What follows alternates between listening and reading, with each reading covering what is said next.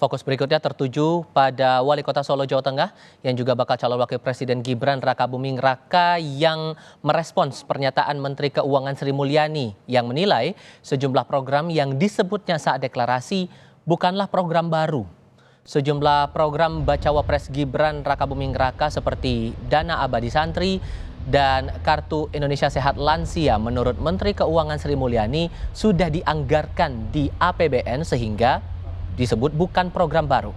Merespons hal itu, Gibran mengakui itu memang bukan program baru, tapi akan menyempurnakannya agar lebih bermanfaat. Saya awal-awal pidato itu bilang yang kita fokuskan adalah keberlanjutan dan penyempurnaan.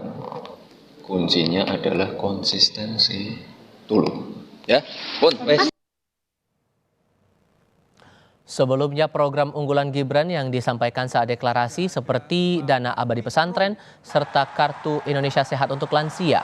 Menurut Menteri Keuangan Sri Mulyani, program-program itu sudah ada di era pemerintahan Presiden Joko Widodo yang juga merupakan ayahnya.